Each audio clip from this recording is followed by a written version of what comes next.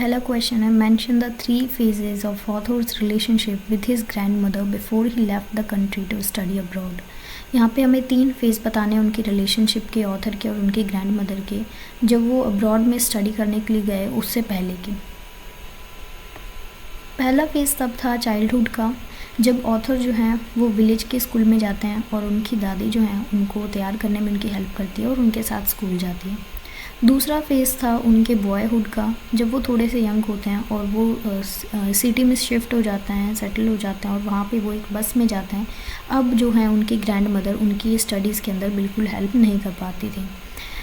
Last जो stage है, third जो फेज़ है, वो है अर्ली यूथ का। यहाँ पर जो है वो राइटर यूनिवर्सिटी में चले जाते हैं और उनको एक सेपरेट कमरा दिया जाता है। तो ये 3 जो हैं उनका चाइल्डहुड, बॉयहुड और अर्ली यूथ, ये 3 उनके फेज़ हैं इन रिलेशनशिप के। Mention 3 reasons why the author's grandmother was disturbed when he started going to city school. हमें 3 कारण बताने हैं कि क्यों उनकी जो दादी हैं, ऑथर की दादी, वो उनसे बिल्कुल डिस्टर्ब हो चुकी थी किन 3 चीज़ों की वजह से, जब वो सिटी में शिफ्ट हुए और उन्होंने इंग्लिश स्कूल में जाना शुरू किया था। पहला कारण है कि उनकी जो दादी थी उनको वेस्टर्न साइंस और ये सब लर्निंग उनको बिल्कुल पसंद नहीं थी। दूसरा, जब उनको पता चला कि स्कूल के अंदर गॉड वगैरह के बारे में नहीं बताया जाता, इस चीज़ से भी वो काफ़ी डिस्टर्ब हो गई। तीसरा, उनको म्यूज़िक से काफ़ी एलर्जी थी। वो कहती थी म्यूज़िक जो है वो अच्छे लोगों के लिए नहीं है और ये भिखारी वगैरह जो हैं वो म्यूज़िक गाकर अपना गाना वगैरह गाकर भीख वगैरह मांगते, ये उनका काम है, हमारा नहीं है। तो ये 3 चीज़ें थी जिसकी वजह से उनकी दादी जो थी वो काफ़ी डिस्टर्ब हो गई थी। Mention 3 ways in which the author's grandmother spent her days after he grew up। हमें 3 वो बताने हैं तरीके कि कैसे उनके जो ग्रैंड मदर थी वो अपना टाइम स्पेंड करती थी जब ऑथर जो है वो बड़े हो गए थे। अब उनकी दादी जो है अकेली एक रूम में रहती थी।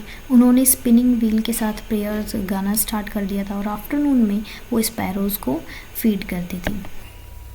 ऑथर की ग्रैंड मदर जो है ये एक रिलीजियस पर्सन है। कौन कौन से डिफरेंट वेज़ हैं जिससे हमें इस बात का पता चलता है। ऑथर की जो ग्रैंड मदर थी वो काफ़ी ज़्यादा रिलीजियस लेडी थी। इस चीज़ का हमें पता चलता है उनके अलग अलग व्यवहार करने के तरीके से। जैसे बचपन में जब राइटर छोटे थे तब उनकी जो दादी थी वो टेंपल में जाती थी हर रोज़ और वहाँ पे स्क्रिप्चर्स की स्टडी करती थी। वो हमेशा प्रेयर्स गाती रहती थी। उनके हाथ में जो है वो मोतियों की एक माला रहती थी और उन्होंने जब देखा कि इंग्लिश स्कूल के अंदर गॉड वगैरह के बारे में, इन सब चीज़ों के बारे में नहीं बताया जाता, तो वो काफ़ी ज़्यादा निराश हो जाती हैं। और जब वो स्पिनिंग व्हील के साथ भी अपनी प्रेयर्स वगैरह थी वो गाती रहती थी और वो सिर्फ एक ही बार हुआ था जब वो अपनी प्रेयर्स को भूल गई थी। वो उस शाम की बात है जब राइटर जो हैं आते हैं और उस टाइम पे क्या करती हैं, उनकी दादी जो है ड्रम्स वगैरह लेकर आती हैं और गाना बजाना करती हैं। और बाकी टाइम अगर हम देखें तो उन्होंने अपनी आखिरी सांस तक भी प्रेयर्स को कंटिन्यू किया था।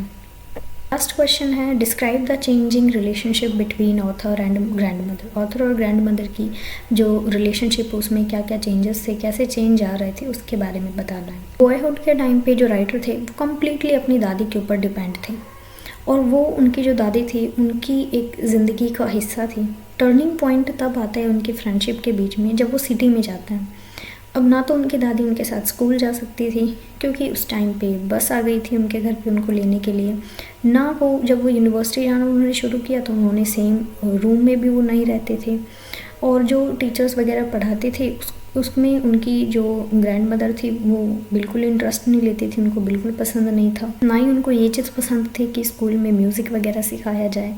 जब राइटर यूनिवर्सिटी में जाते हैं तो उनको अपना एक सेपरेट रूम मिल जाता है। अब जो उनके फ्रेंडशिप थी उसका लिंक जो है टूट जाता है, लेकिन फीलिंग्स जो है उनकी उनमें कोई चेंज नहीं आता है।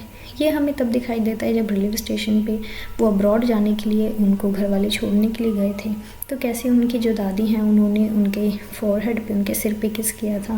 और जब वो अब्रॉड से वापस घर पे आते हैं 5 साल बाद तो कैसे उनकी दादी उनको अच्छे से गले मिलती हैं और उस दिन वो काफ़ी अच्छे से सेलिब्रेट करती हैं ड्रम वगैरह के साथ और गाने के साथ।